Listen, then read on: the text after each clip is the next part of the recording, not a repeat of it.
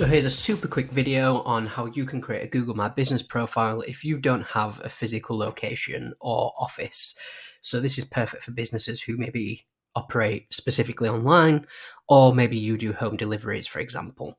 So first things first, if you quickly just put into Google, so create Google My Business, then we can click on to the Google Business profile. So this is the first page, and essentially this is where we'll double check if there isn't actually currently a profile or not. So obviously in here, you're just wanting to put in your own business name. Now it will bring up ones that it thinks may be similar to yours in case you do have a listing. But in this case, we'll assume that there is no listing currently. And so once you've put in your business name, we can put add your business to Google.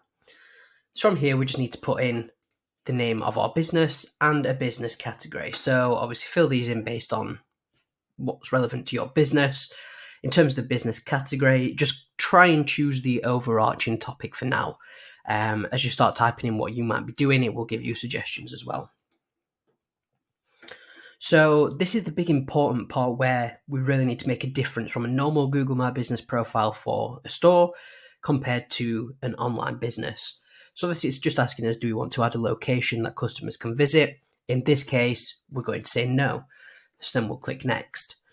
Now, this is the important part. It asks essentially where are your service areas. So maybe you've got a specific town or city, maybe you do a county, or maybe you are kind of worldwide or, nationwide.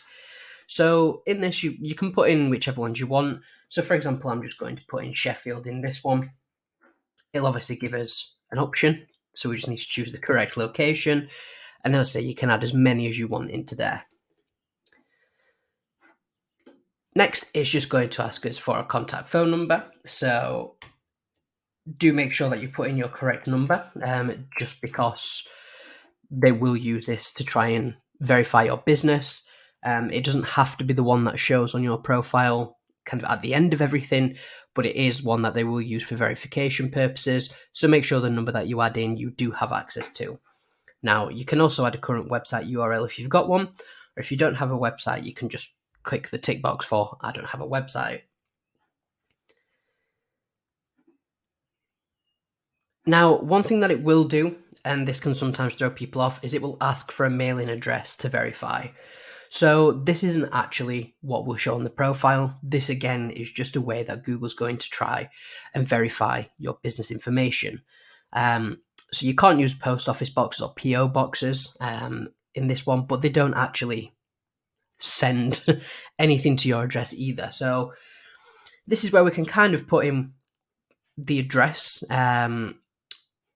Usually you just put in your home address, or if you do have an office but you obviously don't accept people to come round to it, you can also add that in. So I'm just quickly going to enter in a random address in this case, just so I'm not putting my address on there. And once we've entered all of this information, what we can do is we can click next, and it gives you a way to choose to verify. So as I say, they won't actually send out anything in the post, so you can use the number, which is why it's important, and depending on which one you prefer, you can get a call or a text. There are more options, so you can do it by mail, but obviously in this case, it's a lot quicker and easier to do it through a phone number. So that's pretty much it. What I won't do is continue now, just because if I did continue, it's going to ask me to verify. But essentially, once you've got that text and you can, or the phone call, you click call or text, it'll take you through to another screen. You'll get a code through text or through call, whichever one you decide. And once you enter that code, then essentially you just click verify and it will start loading up your profile. And from that point on, you can go through and just update your profile however you see fit. So it's as simple as that. As I say, don't worry about them asking for a mailing address. That's not going to show on your profile. And yeah, that's pretty much how you can set up your Google My Business profile without a physical location.